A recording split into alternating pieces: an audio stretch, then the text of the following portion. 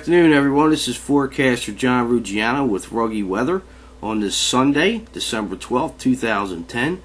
This will be my first audio-video presentation of the year. I plan on doing this throughout the winter, so check back on for a weekly analysis as I continue to do these presentations. First, we're going to start off with tomorrow morning's map. I'm going to take you guys, this is the 12Z GFS, and then we'll go to the 12Z European, which just came out, and I want to go over these maps with you guys right through next weekend, which there is some potential for some snow for the mid-Atlantic and Northeast as we head toward the middle of the week, and then once again next weekend, which I'll show you guys on these maps here shortly. Okay, we'll start with tomorrow morning's surface map. We have our storm system wrapping up just north of New York State. We have our cold front stretching down along the east coast and crossing the coast all the way down to northern Florida. You can see our blue line, that's our 0C 32-degree line. It goes all the way down the coast into northern Florida, and then it goes back west into Texas. So this cold air is really going to drive south as this storm system wraps up. And in a minute I'll show you the 500 millibar map, which will really show you guys what's going on here. But as you can see, we have very tight isobars coming down through the Great Lakes all the way down into the southeast states, and this is really some cold air advection being filtered in. There'll be a lot of wind over the Great Lakes in the Midwest, and then this is going to transpire east into much of the Northeast, Mid-Atlantic, and Southeast states for much of tomorrow. So now we'll go to tomorrow evening. This is the 500 millibar. Here's our big trough nosing southeast, very amplified, becoming negatively tilted. Extends basically from the Great Lakes down to just off the southeast coast. As you can see, there's really some cold air all the way down into Florida and even the Bahamas. And then we have our ridge developing once again in the North Atlantic and nosing into Greenland, which I'll show you guys in just a minute how this progresses. Looks like we're going to have another big block get established over Greenland, causing a negative NAO, and this polar vortex and upper level trough is going to really become locked in from near Nova Scotia and New England west into southern Canada, which I'll show you guys in just a little bit. So I'm going to skip ahead because there's really not much going on between Monday and Wednesday. We'll continue to have very cold Arctic air from much of the east. Windy conditions, but it should be fairly dry other than some snow showers and snow flurries for the northern mid-Atlantic, the Appalachians, and into the northeast. So we'll go ahead to Wednesday. This is the surface map for Wednesday. As you can see, we still have our wrapped up storm system over Maine because it really has nowhere to go because this block is developing up in Greenland again. So this is just going to sit here and spin. And you see that nice northwest flow coming into New England and the mid-Atlantic states, locking in the cold air, and it'll actually continue quite breezy and windy over the northeast into Wednesday. Then we'll go southwest. We'll go into Texas. We see a weak wave of low pressure developing here. A little warm air advection undercutting the flow.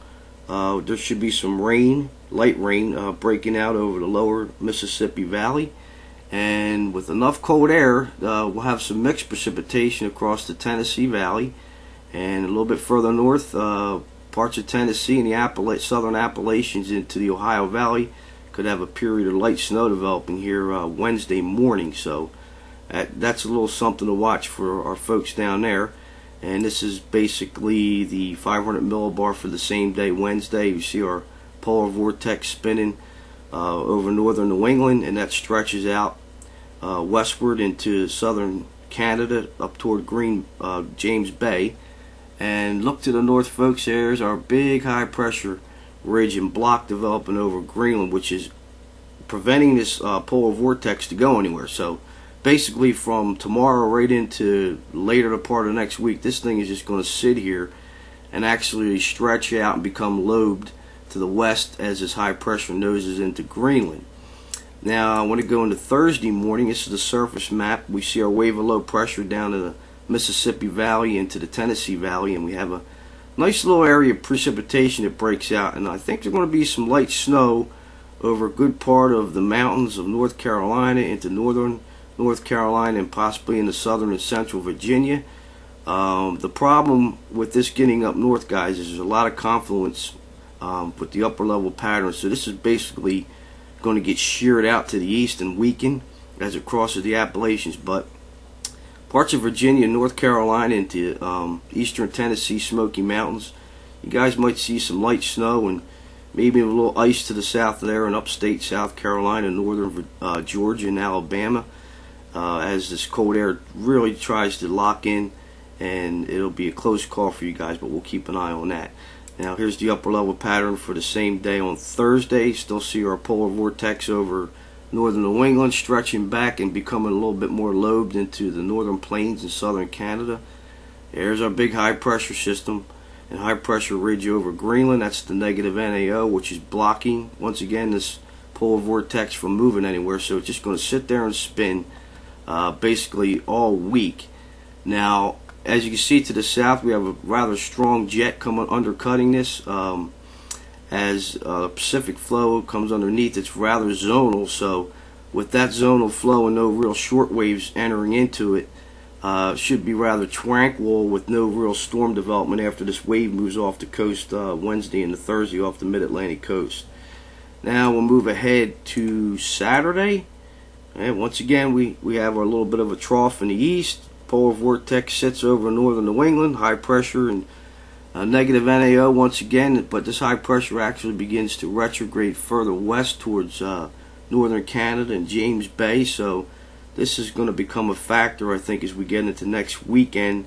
We might see a nice trough begin to get carved back out, and some energy gets spun out of this upper level low over the Gulf of Alaska, and some Pacific energy might get entrained into this trough and spin up a storm. That's what the Europeans showing, which I'm going to show you guys in a minute. GFS continued 12Z run. We're going to go out into the long range here, 15 days out. This is for the 28th of December after Christmas. There's really no stopping this cold air, guys. It's just going to continue to be a cold pattern.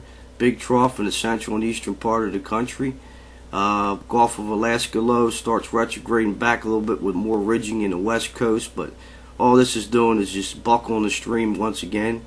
We have a negative Arctic oscillation, negative NAO, sort of going toward neutral, but the cold air is really going to be driven southward from the negative AO. Now as we head, I'm going to take you guys to the 12Z Euro run for today. This is a 4-panel map. I don't know if you guys can make out the image too well, but on the top left we have our 500 millibar, which is showing a very similar situation as the GFS. We got a very deep amplified trough along the east coast becoming negatively tilted. We see our storm on the top right. This will be at the surface. We got our low pressure over northern New England spinning up there. Cold air is driving over the eastern part of the country all the way down into Florida and much of the southeast states. Just basically, guys, we're going to have some wraparound cold air advection snow showers and flurries from much of the northeast into the mid-Atlantic states and the Appalachians. This map is for tomorrow. And now we're going to go out 96 hours. This takes us out to Thursday. And what I wanted to show you guys is the European is showing a very similar solution as the GFS. We see our polar vortex continuing to spin up and pretty much trapped over northern New England with the high pressure ridge over Greenland. And we see our little weak wave of low pressure over the Mississippi Valley.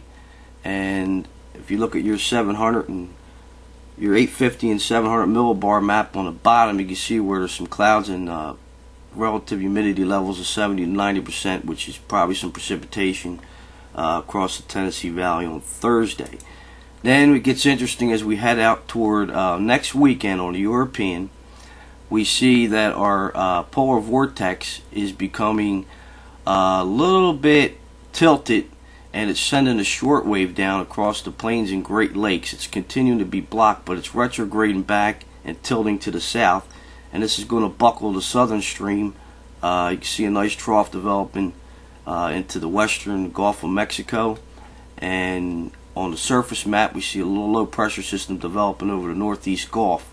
So this is what I'm watching for next weekend, for a chance of a pretty good significant East Coast storm developing Sunday or Monday of next week. So I'll show you. Here's Sunday's map.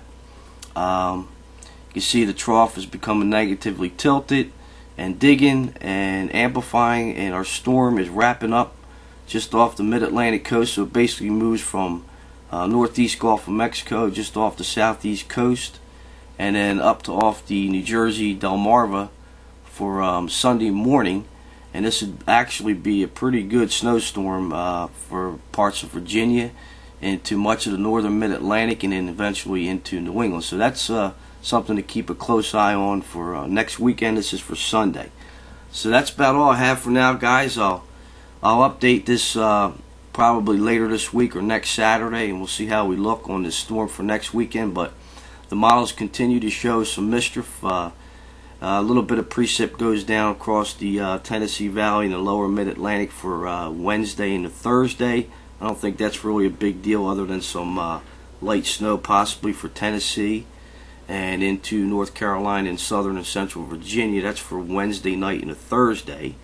But up here in the Delaware Valley, I think that'll be sheared to our south, and we'll just see some cloudiness, maybe a couple flurries. Continued cold, highs will be in the mid-30s. Then we head into next weekend.